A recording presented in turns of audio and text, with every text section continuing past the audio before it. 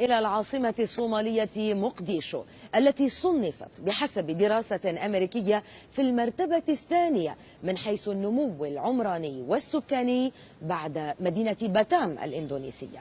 ويرجع خبراء ومراقبون أسباب هذا النمو إلى تحسن الوضع الأمني نسبيا في العاصمة الصومالية، إضافة إلى عودة الكثير من المغتربين الصوماليين من الخارج واستثمار أموالهم في مجالات أدت إلى تنشيط الاقتصاد في مقديشو.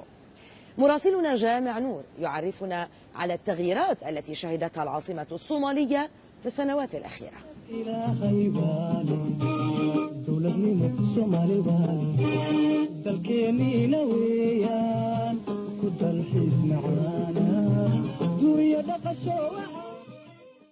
مفاجأة من العيار الثقيل لم يتخيلها أحد لمدينة لم تعرف خلال العقدين الماضيين سوى بحروبها ومعاركها الدامية التي أدت إلى مقتل آلاف الصوماليين وتشريد مئات آلاف آخرين.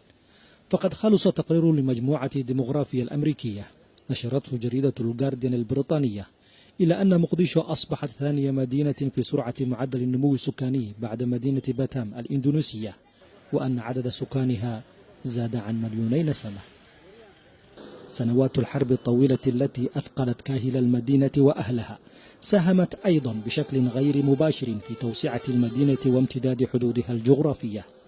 فوفق معلومات بلدية العاصمة فإن مساحتها العمرانية قبيل سقوط الحكومة المركزية عام 91 لم تتجاوز 10 كيلومترات طولا ونحو 5 عرضا، بينما بلغت اليوم 25 كيلومترا طولا و19 عرضا. مرت عمليات توسعة المدينة بمراحل مختلفة خلال فترة حكم العسكر بين عامي 69 و 91، غير أن التوسعة الحقيقية بدأت بعد سقوط الحكومة الصومالية، فبينما كان الآلاف ينزحون كان غيرهم يدخلون، بعضهم للمشاركة في الحرب الدائرة في المدينة وبعضهم بسبب موجات الجفاف والقحط المتكررة. أسباب كثيرة يعزوها المتابعون للتوسعة العمرانية التي تشهدها المدينة بعد تحسن الأوضاع الأمنية وانتهاء المواجهات المباشرة بين الحكومة والقوات الإفريقية الداعمة لها من جهة وبين مقاتلي حركة الشباب من جهة أخرى خلال السنوات الأخيرة، ما أتاح المجال لآلاف الصوماليين من النازحين أو المغتربين للعودة إلى المدينة وبدء إعادة ما دمرته الحرب. لا صوت يعلو فوق أصوات البناء، وكأن مقديشو قررت هذه المرة إزالة التشوهات التي تركتها الحرب على جبينها رغم بعض التحديات التي لا تزال تطوقها.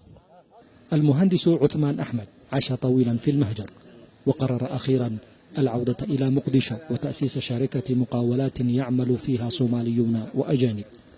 فمجال البناء غدا أكثر المجالات نشاطا وحيوية في العاصمة، وبات يستقطب المستثمرين الصوماليين يوما بعد يوم.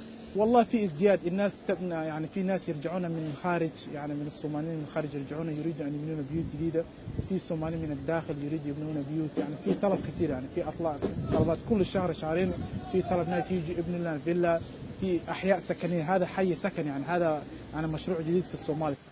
ومع الطفرة العمرانية والتوسعة السريعة التي شهدتها المدينة في الفترة الأخيرة تبقى هناك معوقات وتحديات، فما يزيد عن 80% من طرقات المدينة لا تزال مدمرة، والقليل المتبقي الذي تم ترميمه بمساعدات خارجية يشهد اختناقات مرورية تجعل التنقل فيها أمرا صعبا للغاية، كما أن انهيار شبكة الصرف الصحي وغياب التخطيط الحكومي للتوسعة العمرانية الجديدة تضيف عبئا كبيرا على مشاريع التوسعة. تحد يشكل مع الهواجس الأمنية الحاضرة دائما عبئا على كاهل الحكومة ويحملها مسؤولية كبيرة للقيام بدورها من أجل اللحاق بالقطاع الخاص الذي يسعى لتغيير وجه العاصمة بعد سنوات طويلة من الإهمال والنسيان.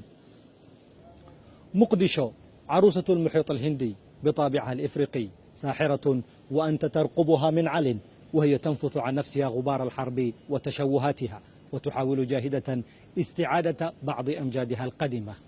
جامع نور لبرنامج مراسل الجزيرة، مقديشو.